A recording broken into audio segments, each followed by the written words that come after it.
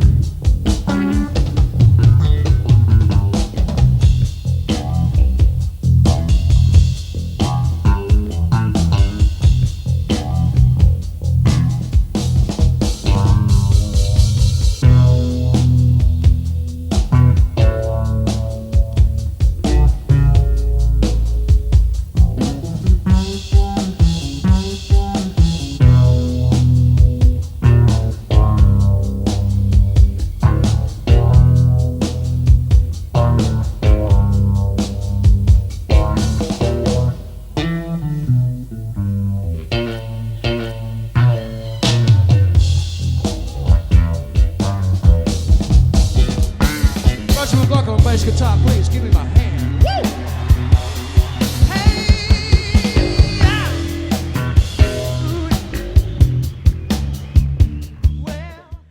Woo! Okay, Roger, so it's great. You were just saying that you made a decision to step in the spotlight, and it shows on that. And one of the things that comes across in the way you play to me is that for a person who's never really focused on the bass, I've always liked bass, but I grew up where the bass guitar would go C, G, C, G, A, B, C, and everyone thought, That's what the oh, bass he's does, there. That's what the bass does.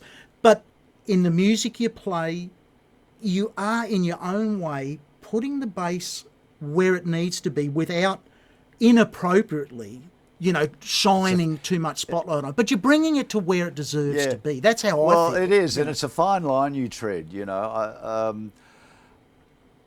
I mean, look, even when I was playing guitar when I'm my teenage years and that, I was very conscious of what the bass was doing. I think subconsciously I was just preparing myself for my bass playing career. Obviously, when Paul McCartney came along, and the bass was out front more, and I remember going, man, I really, because you could kind of hear what he was doing. It was pretty clear the lines that he was playing, and so McCartney, to this day, is still a great. I often, when I've presented with a certain song, I will often sit there and go, gee, this has got a bit of a Beatlesque vibe, and I think to myself, what would Paul McCartney play in this song? I often do that in my mind. What would Paul play, And when you think of Paul's background as the singer and the songwriter, his bass parts reflected that to me. Very melodic, and very much singing a line, not just having a bit of a. Well, his early days, puff and he a was puff just, down he was, I loved his early bass playing because he was really just driving the band. Even songs Yes. like Love Me Do, or she was just 17 when I heard that do do do do do do do do do do do do, that driving bass line. Then you get to the chorus, do do do, just thump thump bang, and just going the best possible bass line, you know, no more or no less. And then of course songs like I mean, obviously, Something is a real standout for melodic bass playing through and around the chord structure. It's interesting because George has said, he said, you know, I really love Paul's bass playing, but I always thought he was way too busy in his bass line approach. I think he just heard the song as boom, boom. Exactly. Boom. Yeah. More like, and let the melody and the lyric carry the song. And what does McCartney do? Doom, boo, boo, boo, do, do, do, do, do, do, boo, boo, boo. But you know, like boom, boom, woo. You know, but he is Paul. Yeah. Who are we So, to criticise you know, the great Paul? That's there's right. no doubt about it that Paul gave me and a lot of other bass players a license to go for it. You know, Absolutely. along with It a is- plethora, and you know, obviously when you get into the 70s. You know, it all of a sudden Stanley Clarke comes along and he's slapping and it's taking solos on bass. And it's like, whoa. And it's interesting you mentioned Stanley Clarke, because he was one of the first bass players that I heard actually play chords on the bass. You know, where it wasn't just single notes. And you are a master of that. In fact, in the Stars solo, there's some lovely little double stops moment with the chord. chordal I stuff, love it. I just want to go forward now to one of my favourite memories of you playing bass, and this is in Pyramid. And I know we I call that they were my Berkeley years. Me joining Pyramid was like me going and doing some serious studying at the school of Hirschfelder and Jones. You know. Oh my God! As a group, and I know I mentioned to you that I've got a connection with Bob then, even though I haven't spoken to Bob for 40 years, but and Bob introduces you here on the Don Burrows collection. So this video, I want to play this video of Sunshower because this is probably it's up there with the top 5 moments in music for me. This is a track. No, this is beyond good and beyond excellent. This is absolute top shelf. You were playing at the time of this recording. Don Burrows was 55 years old, an absolute icon in Australian music. Had he have been lived in America, I'm convinced he would have been a household name. But Don's in his prime. You guys are half Don's age, roughly. You know, you're probably around the 30 years old mark. Yeah, I think, Bobby would be the oldest. Somewhere I was around in my Bobby would have been. The Hirschfelders were in their early 20s. I was in my mid to late 20s. Yeah. So you've got one of the all-time legends of jazz. I think the greatest jazz flute player that has ever and will ever walk on the planet, Don Burrows, and use 4 guys sitting in there with Don. I mean, did you feel that was a bit of and there's a magic moment in this clip, and we'll look at it in a minute, where Don starts his improvisation, and in a classic Don, and you look up and smile directly at Don as if, hello. You've got that look on your face, is almost as if, am I really here? Because to me, it's a moment in time. Talk about a moment in time. No, I do remember that, Brian. Do you remember that? And I can almost sing his opening line. Ba-da-da-da, do-do-do-do-do-do. I remember, I just got chills up my spine then. Oh, well, I get chills when I watch this. What was it like? What was it like at that moment? Because if you close your eyes, the point I was trying to make is, and this is an important point, I think, in the podcast, age has no bearing in music. Oh, absolutely. If I shut my got eyes, nothing to do with it, as 5 musicians playing Sunshower, it's like one amazing musical mind. Just, it sends chills up my spine.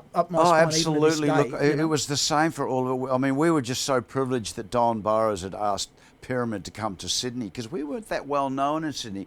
We were well known in Melbourne. You know, because Sydney had Crossfire and Melbourne had Pyramid. Pyramid. I remember the audience, you know, when we went up there, the audience didn't really know us. We were this Who are these guys from Melbourne? And when you look at the whole concert, you see after each song, there's people in the audience kind of polite clapping, you know. And we were used to people hooting and hollering, but that performance with Don, look, it was, mate. I don't whether people realise the amount of pressure that you're under when it's all very well being in the studio and recording. That's a certain amount of pressure. But, I mean, I know now it's so easy to drop in and refix and cut and paste. But back then it was, I said, the studio was like a sacred place, and you know, if you were invited to play in a studio or invited to do a live television show, it's like, so my feeling is I'm absolutely really tickled pink, pinching myself that I'm here with these band of musicians playing this incredible music. And now Don Burrows steps up, and I'm playing bass with Don Burrows, and you are playing in unison. I know, and Don's kind of. I remember Don being quite humble and like, guys, look, thanks for asking me to play. He said, it's really difficult, and I hope I do the song justice. He was that humble, seriously. Yes. And so he plays the line, and that's not an easy melody to and play. Don's just reading it. I just know Don's He's just reading it, and I'm kind of it. remembering it, and it's not easy to play on bass, but all that stuff, you know. I want to let's have a look at it now, but I want the viewers to know. I'm often asked, you know, what's my idea of good music? World, this clip you're about to watch is definitely Brian Hayes' idea of top shelf music. Let's have a listen to it now.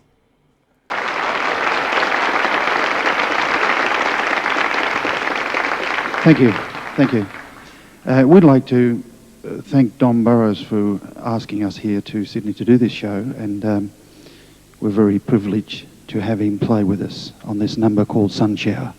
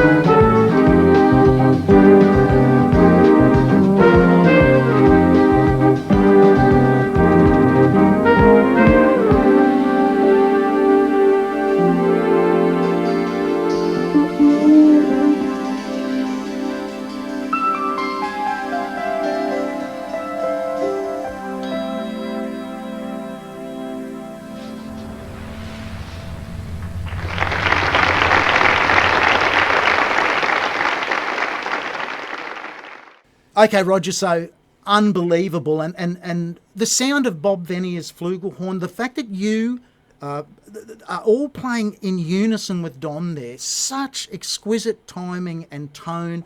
And I've got so much time for Bob. If you get the opportunity, please I pass will, on to mate. Bob. I actually have to go and see him soon about some pyramid Bob, business. So Bob has been, even though I only met Bob, my brother, and I spent 3 days in Melbourne with Bob, he's been a huge influence in our music life. And we often think back, and I'll just share one moment. Bob took us around. I think he had a little V-dub, little Beetle at the time. Remember that and we're car, sitting in the back of the Beetle, and Bob says, "Oh, boys, do you want to come to a recording session?" Yeah, okay. ABC show band with Brian May with the full string orchestra and the big band. Ronnie Sandilands on drums and Peter Salt on lead trumpet and Bob Phenomenal on jazz. musicians, And Graham Lyle. And he said, look, all boys, just sit behind us and just don't make a noise when we're recording, but otherwise you're free to walk around. We're two country boys, mate, from regional Queensland. And we saw the whole session. Then at the night time, Bob said, are you doing anything tonight? Or not if you're not. Bob takes us to a little place, and I can still remember it was called the Custamaniana. I don't know whether it's still there, but it was a little place. Yeah. Bob walks up. There's a great band there playing. There's a 5-piece band with sax, no trumpet. Bob walks up, and we walk up. That was Bob's on got his Park Street on the corner. Mate. It was this happening. Yeah, it was packed, and the band was brilliant. They see Bob walk up. Bob, over the microphone. You got your trumpet? Yeah, it's in the car. Bob goes and gets his trumpet. Walks straight up. They're playing Stevie Wonder's "Isn't She Lovely," and Bob just, in perfect unison with the sax, but done all the riff, and does, to this day, I can hear his trumpet solo just unrehearsed, and the place goes nuts.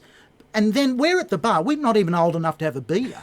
So Bob just plays the most amazing trumpet solo, and then humbly walks back and says, "You enjoying that, boys?" And we're a bit like you. Bobby's like that. He's so dry. So he knows he's just ripped out a great solo. So are you enjoying that, boys? I can just hear him say that. It was just that, and what a lovely moment. Mate, you went to the Montreux Jazz Festival. I know. With Pyramid. Tell us a little bit about that. I mean, wow. It was difficult getting there, finding the money, and we just gigged and saved money. And I think we actually applied for a grant from Musica Viva to get enough money to actually get us over there, because we took all our own gear and everything. And so we did North Sea Jazz Festival and a couple of gigs in Austria. Yes. And then, of course, we end up in Switzerland. I mean, I just kind of remember the driving and the getting there and the stuff, and choosing picking up some gear. We took some with us. We had to pick up more. Yes. So we finally get to Montreux, and we're on. We have one chance to play, and we're on. Believe it or not, we're the graveyard shift. They put us on Sunday night, the last band on, and before us on Sunday was not a big night. But by the time there were bands before us were like American college swing bands, and taking nothing away from these guys. No, They're great, no. but it really was the graveyard shift. So we finally get on stage to maybe 300 or 400 people, and it's our this is our moment in the sun at Montreux Jazz Festival, and so we're playing, and I've got a recording of that too and some video of it, and. It was just incredible. We played and played and played. We went way over the allotted hour. We must have played till 2 or 2:30 in the morning or something. And we came off stage, and Claude Nobbs, the program manager of he said, guys, he said, that was absolutely incredible. He said, to him it was just like he'd seen Weather Report. He could not believe what he'd witnessed and what he's heard, and he was almost apologising for putting us on a Sunday night late at night. And he said, I'll tell you what I'm going to do. He said, everybody said, you need your moment in the sun, if I could use those words. He said, absolutely. I would like to put you guys, I'm going to push the whole show back on Monday, tomorrow, and I want you guys to open the show to a full audience. Wow. So he said, I'll give you 1 hour and no longer. He said, you can't go for an hour, I'll give you 1 hour, 45, 50 minutes. Yeah. So I remember being backstage, and of course, Monday during the day, it was obvious that there was a real buzz around the Village. You know, we were being Yes. interviewed by people from BBC London and German Yep. radio, and about this incredible Yep. band from Australia called Pyramid.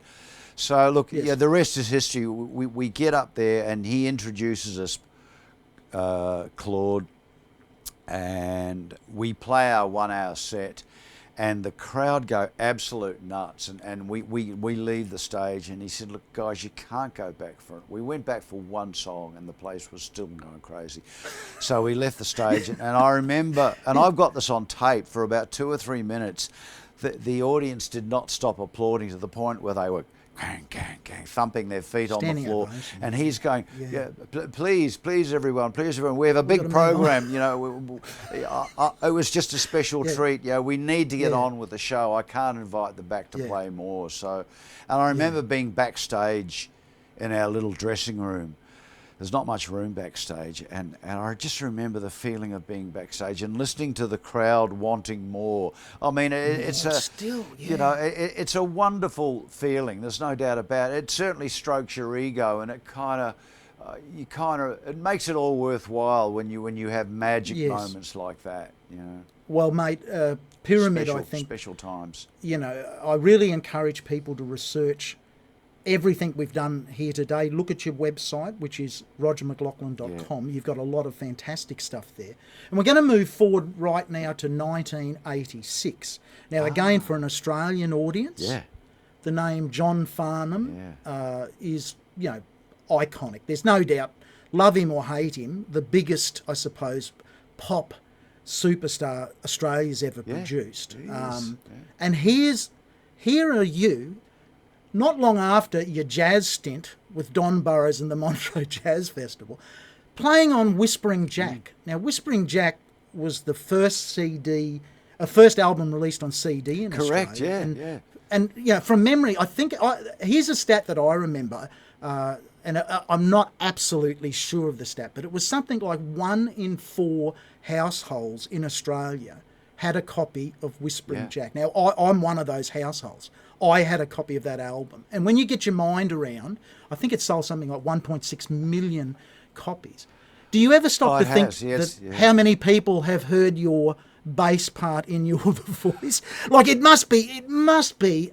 Well, tell me about Look, it is. tell me about it. And Yeah. I still get a thrill, you know, because I remember when that song was a hit, it didn't matter where you went. You went into a coffee shop. You went into, it didn't matter where you went. If somebody had the radio Yeah. on, or they were just playing music, or you switched the radio Yes. on, you would hear va-da-da-da-da-da-da, you'd hear the opening bass lick, you know. Everywhere. Yeah. Yeah. And you know, you also toured with John. I did know do a I was small in the tour. audience. It's strange that I had been asked. Actually, it was David Hirschfelder, because he was very instrumental in he's not credited as a producer, but I tell you what, if Hirschfelder hadn't have joined LRB in '84 and gotten to know Farnham, and then became instrumental in arranging and creating the sound and the arrangement of the Whispering Yes. Jack and the album after, Age of Reason. It's Hirschfelder. You know, if Hirschfelder hadn't have been there, I don't think those albums, I'll be as bold to say, I don't think they would have been as iconic without his incredible arrangement and foresight of sounds, you know. Like Whispering Jack defined, I was going to say almost a generation, but certainly its sound was different, and it's what Australia needed at that time. It was pretty You hip. know, I mean, Hirschfelder was using a Fairlight, so that, you know, there's, I mean, the sound of the kick drum on doom, do is actually a sample of a Porsche door closing, thud. You know, so they would sample sounds, They'd sample and sounds, some yes, of the guitar yes. sounds you hear are actually Yeah. David Hirschfelder programming and playing guitar parts, and then sending that sound, which almost sounded like a guitar, but sending it out to a guitar amp and reamping. So there are all sorts of amazing things going on. Now, so to cut a long story short, it was Pyramid. I was still doing lots of sessions. I mean, I was, you know, from '78 all through Pyramid, I was kind of the session king around Melbourne. You know, did a lot of sessions with David Jones and myself. And Yes. I was even in a techno band in 84, 85 with Trevor Courtney and Lisa Edwards, who went on and is still singing backing vocals with yeah. Farnham. And that was a techno band. We used to play synthesizers and program. And And I'll throw a photo of that up because you're there playing, the That's keyboards right. or the So, bass or whatever so it I is, was kind of branching and embracing the technology. And out of the blue, I get a phone call because I did a lot of sessions. And I knew that Farnham was in studio and recording that. Because you'd be doing a jingle, a big M jingle in studio too. And you go, what's Farnham up to? What's going on? Stand there listening in the hallway. That's So right. I got a phone call, and I think it was they had recorded everything on You're the Voice, and they had program bass going doom, doom, which kind of didn't work because the kick drum was so prominent. So it was the kick drum and the claps and the piano part, down, down, down, down, down. Yes. And so I think the first thing I did was, because the bass, I tried playing down low, and they said, "Oh no, we've tried that; it doesn't work because it's so low, it just gets lost with the kick drum." Yeah. So anyway, I get the call, and I think it was possibly Hirschfeld that suggested, "Look, why don't you get Roger in, get him to bring his fretless." So I'd walked in with my fretless bass and my other beauty, my 64 L series jazz bass. So I bought this in 78, which prompted me to take the frets out of my Sunburst. So this is my fretted bass. Yes. Fretted and bass. modified, of course, different bridges Yeah. as you did. And by this time, by 78, 79, I'd taken the frets out of the Sunburst. So that was my fretless bass. So we get in there and we played a few things, and they said, "I'll tell you what, let's not worry about the first verse. Let's see what you can come up with in the chorus. We need something to happen in the chorus. So they spool the tape forward. So it's just me with my fretless bass sitting in my chair, plugged into the board, nothing special, just direct. Ross Fraser, the producer, and John Farnham was there. And because John's hands-on, he's there. No matter who's doing what, he's there. And his enthusiasm, his boyish enthusiasm, it spills over. It's really infectious. So young Doug Brady, who was the younger brother of Mike Brady up there, Gazelli. Doug Brady was like 20 years old, young guy, kind of throw it. What was he? He was the engineer. So he's responsible for the sound of it as well. Really, really young guy. That 20, absolutely put him on the map. Got good ears. Yeah. Anyway, so it's just Doug Brady engineering, Ross Fraser, who didn't say much as the producer, and John Farnham, who's g'day mate, how you going mate? All right, oh that's really great, Rog. Yeah. It's true. And you're there with your. I'm there with my fretless, which is interesting for a start, once again, isn't it? there's like, let's just go to the first chorus and see what you come up with. You're the bass player, we need something. So down the barrel of a gun. Yes. Ka-doom, doom, doom, doom, doom, jappa, boom. You're the drum fill, and it's like I'm down the barrel of a gun as a C, and I'm sitting there thinking, well, I'm going to have to play something. Yeah, let's have a look. This is you playing the bass part with the original recording. This is a great series you have on your social media, particularly if you're a bass player. Just recommend people have a look, because you've went to the trouble of, on a number of songs, LRB and on this. Let's have a look at you that. playing You know along. exactly what I was doing.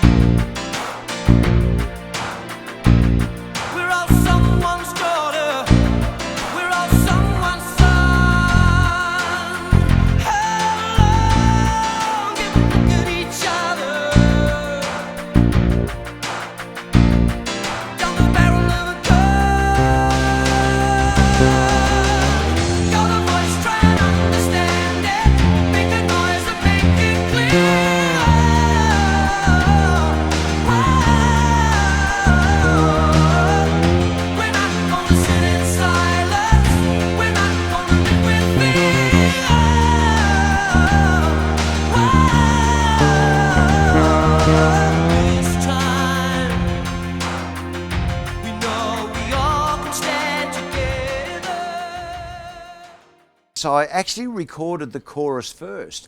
And so I just played that rolling, droning thing, and I'm playing all in octaves. And to me, I am evoking the sound, the Celtic sound of bagpipes. That's what I'm thinking. There's two things I'm playing: fifths and octaves, drony stuff. I'm out of the way of the keyboard. The bass drum. I'm finding a space in the middle of the track. Farnham's singing up there, you know. There's other stuff going. So there was sonically a hole for the bass to sit. I just wish they had it a bit louder in the mix, but that's another story. So was the decision to add bagpipes after that? That was already there. They'd played me the song with no bass, and I remember sitting there thinking, once again, it's a pinch me moment. They played me the track without any bass, you know, the chorus, and I've gone. By the time the chorus comes in, I've gone, holy moly! I'm thinking this song is going to be huge. This song's a hit, even before it's mixed. And then the bagpipes come, and I've gone, oh, that's the modulation to the B flat, the arrangement, the bagpipes come in, and then out of the bagpipes, stay on the B flat to stay as where else someone stays on that chord that takes you back. The solo modulates, but the end chord of the solo is the same chord of the bridge. You know, so, and as I said, it defines a period of time in Australia, and it gave, I think, the younger people a voice. You're the voice, the message of that. The message you know, of the song, you've got the old guys. The old guys out there starting wars, and we're still doing it now. But you know, but I just think the message of that song is fantastic, and the music's fantastic, and the bass solo is iconic. Oh, look, I got lucky. It's something to be once proud again, of. I get asked to come in and do it, and it was just a simple session fee. So I played that. I played the choruses, and then they stopped. They went to the second chorus. I played pretty much the same thing. So I'd played all the choruses in the outro, and they said, let's go back to the very opening of the song and just see what you come up with. So they started the song, and of course it starts with the hand claps and the kick drum going boom, ba boom. The piano starts, and there's still another 8 bars before the vocal comes in, and I'm standing there in the record, not doing a damn thing, and I'm thinking, I better play something, you know. So in my wisdom or whatever it was, I played do do do do do do. I started playing these licks, and I went, it's great. Okay, I'll just keep doing the do do do do do do, and it was. And look, this is true. It was really one take. It was the first take that I did, and got to the very end before the bass comes into the chorus, and of course they had to stop because they didn't want it. Yes. No. So we're recording on tape here, not digital. And so they stopped leading into the chorus, and I remember Doug Brady stopping, hitting the stop button. And everyone swings around and looks at me, and we all look at one another. And Ross Fraser said, "That is fantastic. That is a take. That is a take. You're not touching it. You're not redoing it. Nothing." No. I said, cheekily, I said, "Can I double it?" Because I wanted to, because I knew what I'd played by this time.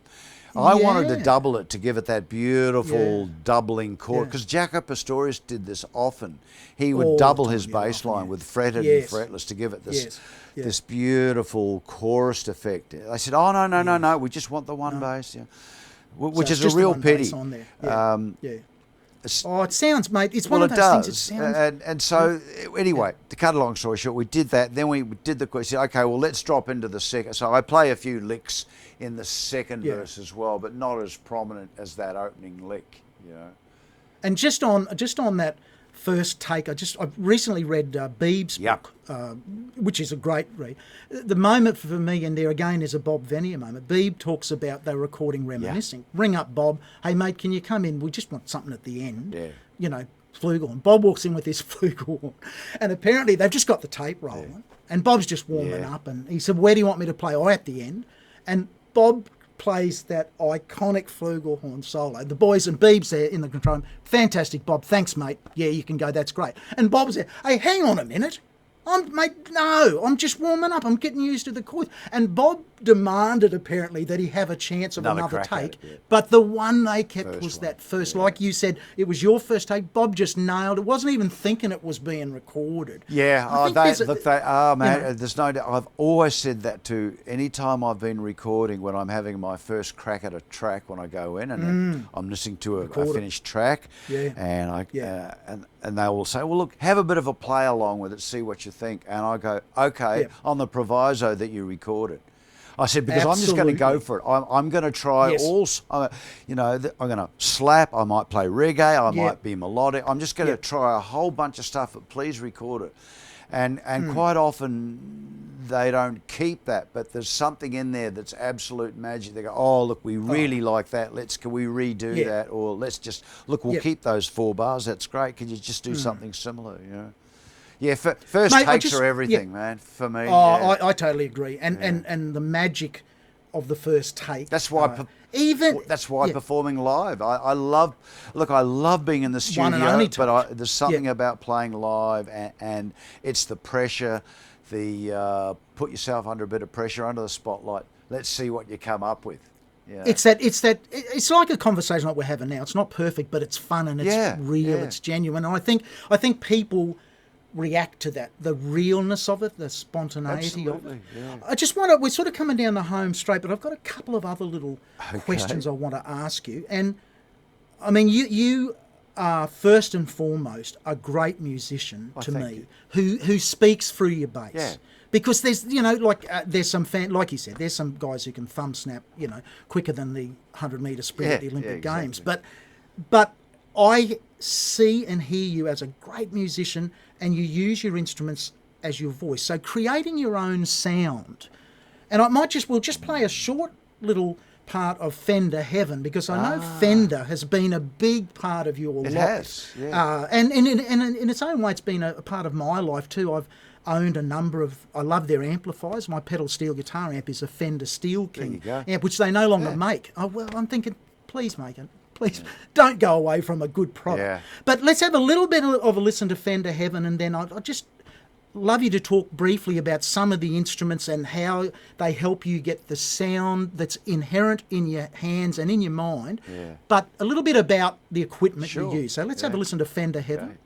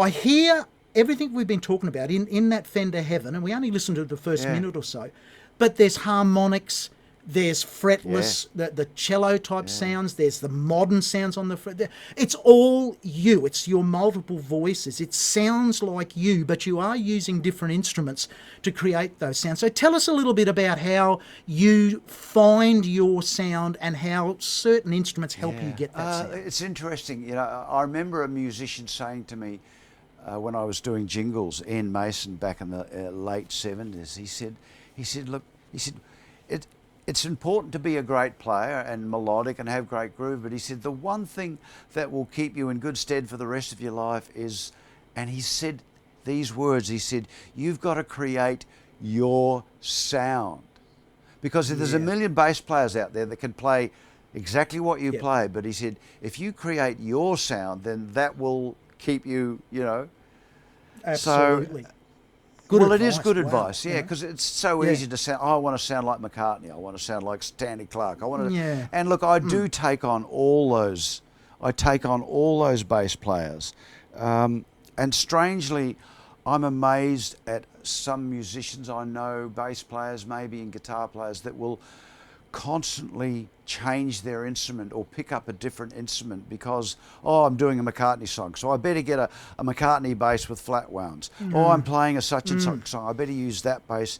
You know what? The reality is that I've got, over 40, 50 guitars and basses at home here, and I've got a lot of Fenders, and the reality is that when I pick them all up and play them not plugged in, they all sound slightly different.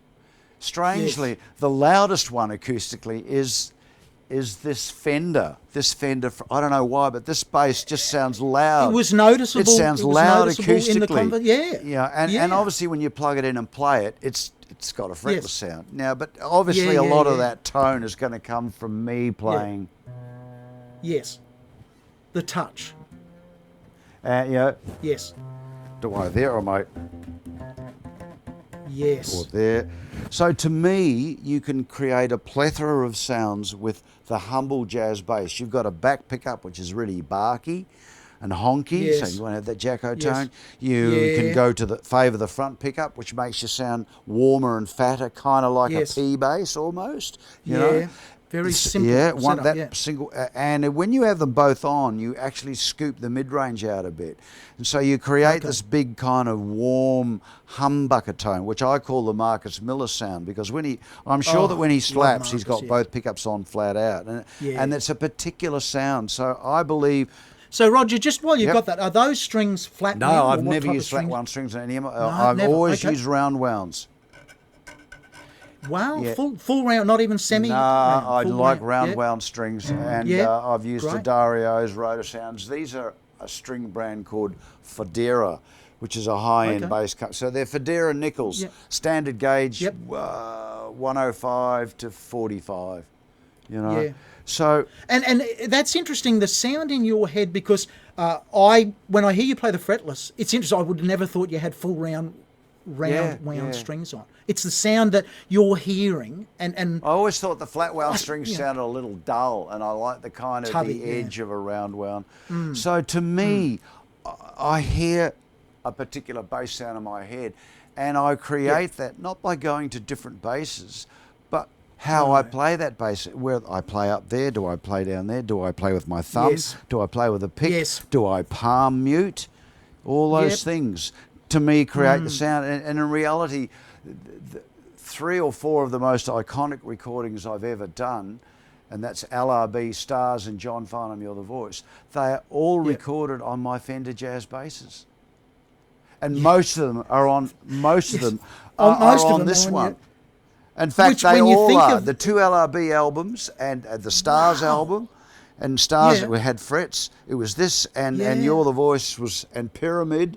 This was fretless as it, You're the Voice. So this is the bass, the one. The stories that bass can tell. Exactly. And what good advice for, particularly the younger kids who, like you say, think you've got to have a rack with, 28 different processors there to get certain sounds. You're getting all those sounds. Importantly, you're getting them first in your head and my fingers. It really is.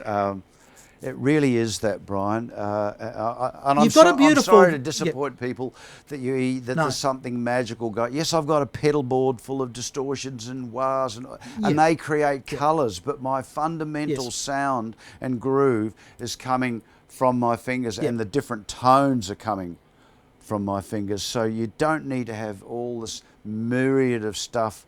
It's like if you give Eric Clapton a $300 Squire and a 15-watt Squire amplifier, he's going to sound like Clapton, end of story. It's true on every instrument. I remember back when the Basement was still running in Sydney, I went to see James Morrison there one night. Fantastic. Great little crowd. And some dude in the audience, James is playing like he does brilliantly. Some old dude in the audience, not playing, puts his hand up and says, I've got this bloke's like our age, I've got my father's trumpet, my late father's trumpet. Would you be prepared to play a song on it? And James being James, yeah, sure, bring it up. Bring the trumpet. And this old beat up looking trumpet, God only knows, I think it's been under the old man's bed for 60 years. And James just, just sounded like him he's got his custom trumpet, Shargle, that he plays all his life, picks up the old boy's trumpet and sounded like James Morrison. I thought, isn't it true? On Unfortunately, I'm sorry it is true, and it doesn't have to be the most expensive guitar, you know. But you've got a beautiful 5-string German made bass. Yeah, I stumbled across Warwick basses. They're German, and they're kind of like Spectres in a way. They're really high end. And so in 1989, I had a 4-string and 88 version, and I've got it here. Let's have a look at it. I purchased this. I already had an endorsement, and it's heavy, but this is my 1989 JD Warwick thumb bass. Yes. They don't make them like this anymore. You can see the beautiful wood. So it's Babinga. And it looks heavy. Oh, it is. I mean, it's it looks really like heavy.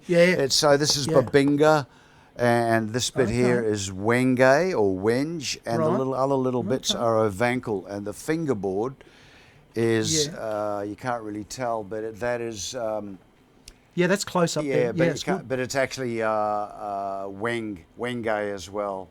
Got a brass nut. It's got And compared to your Fender that's been part of your life all your life, what is the principal difference? I know that's got 5 strings, but what's the difference? What do you get out of that? What I get out of this instrument is I wish I had this in Pyramid in some ways, because it's got a small body.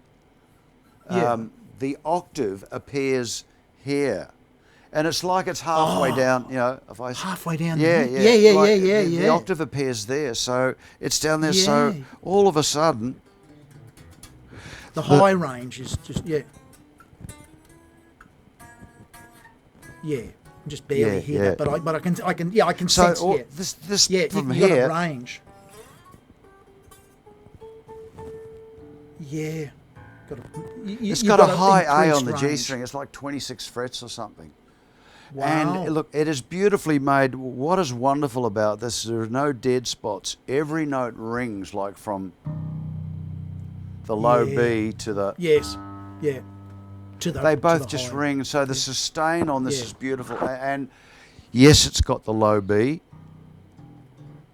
But the other thing I really like, and I've got used to it because I've been playing this now since really 1990, pretty much full time, is the string spacing is narrower than a Fender. So it's what they call a narrow spacing compared to a Fender is a bit wider like that. Between. So just easier. So I have developed a technique which is I can just move across there very easily. Yeah. And it's the same with this hand, you know. I can play, where can you see, like...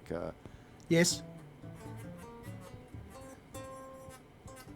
It's what I call it's minimal movement to play a... Yes.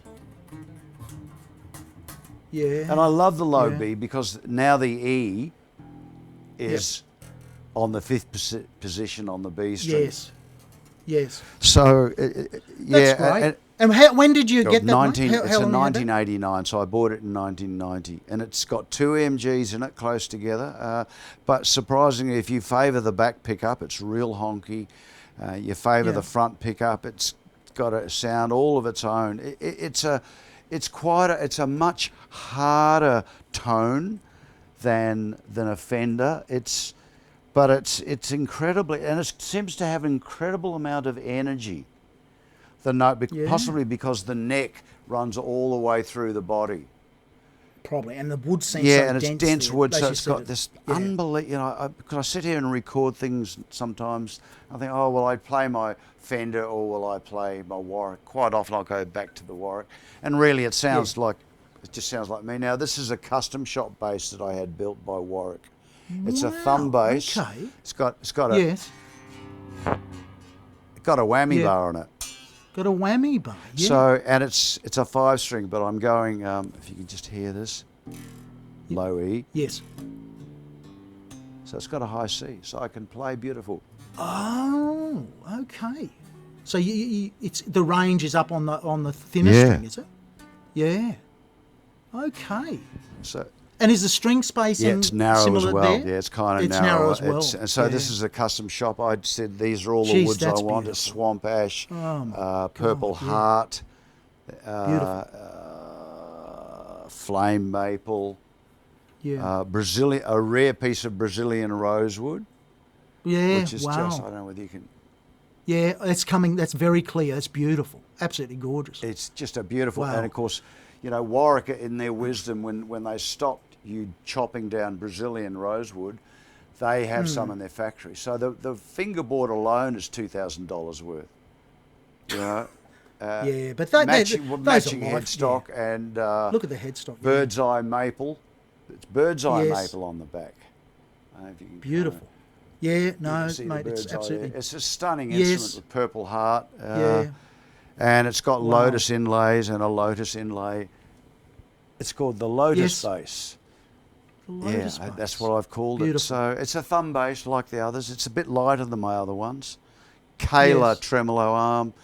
It's got volume, balance, mid-range cut and boost, Yeah. bass, treble, mid-range cut and boost, volume and balance control. Yes. Absolutely Isn't that? beautiful. Look at that beautiful flame. Isn't that just beautiful? Just makes you want to pick it up and play. Yeah, it. so it's more of my solo bass. I don't take that out a lot. I'll do kind of little No. solo-y things on it, harmonics, chordal stuff, So, yeah. Okay, look, yeah, that's even though fantastic. I've played mate. Fenders Yeah. through the 70s Yeah. and early 80s, Yeah. mid-80s, by the time I got to late Yeah. 80, I've been playing that. That thumb bass is me. It's just part of my Is sound you now. now. Yeah. Yeah. So, and just before we had the chance to collaborate on a beautiful song of yours called Oh, The Garden, yeah. and we'll finish with that. But before we get there, it's a question I like to ask all the guests. If you could go back in time to when you were that little guy playing in your dad's band or got your first guitar, and with everything you've done, all of the success you've had, everything you've learned about music, what would be your best bit of advice that you could give your younger self if you could go back in time travel, about music? Strange as it may seem, stop having so much fun and take it a little bit more seriously.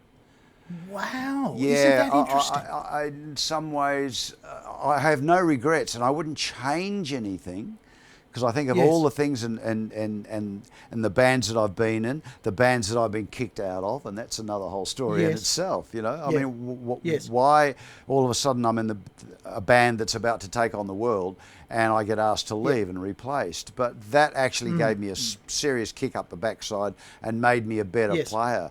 So, Yes. maybe I could have studied a little bit more. I could have developed a better technique earlier in life. I was very much Yep.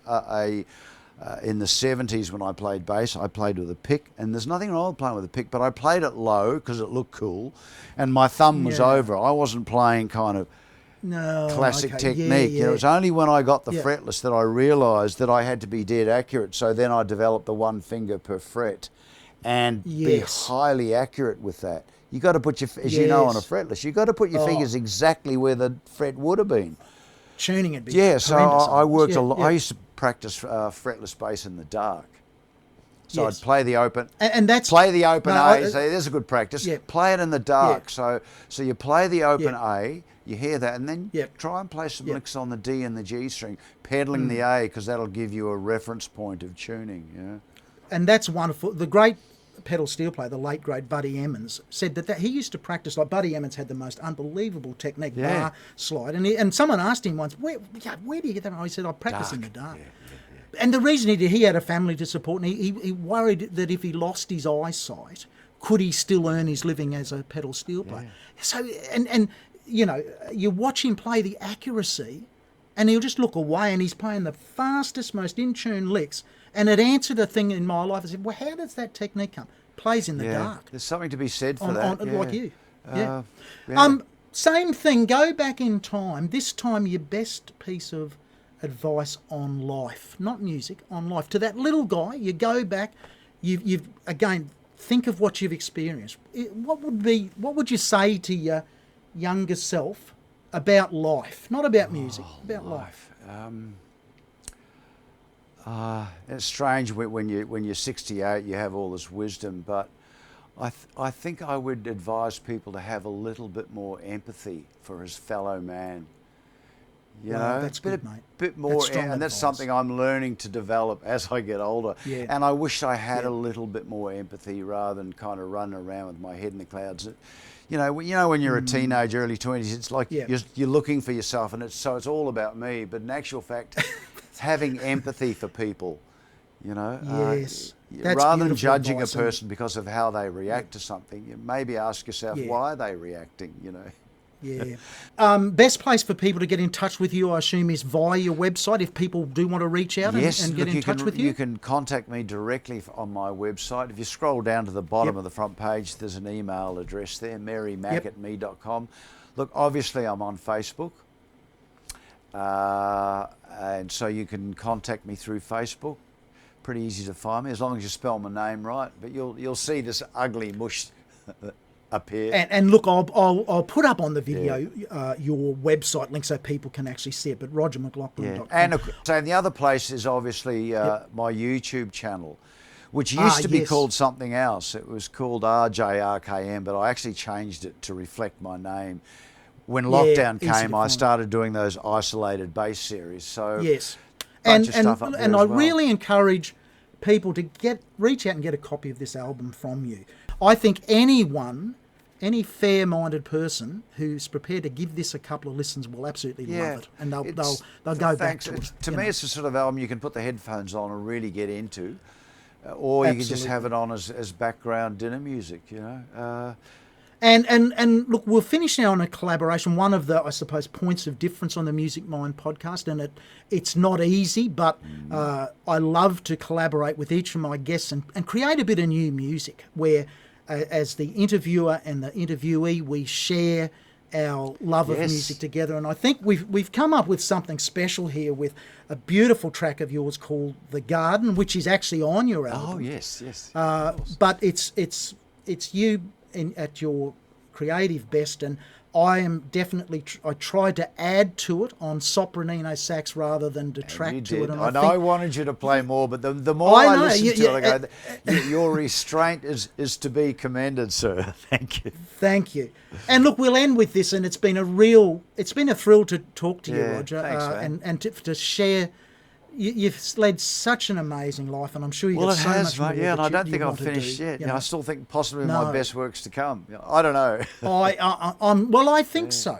You know, you're a very young 68, and age is only a number. Well, it is. Yeah. Okay, mate. Thanks Thank very you, Brian. much, and Thanks for we'll the end with opportunity The to allow me Garden. to talk about myself. Really, really great conversation. Thanks, man. Bye for now. Thank you. Bye.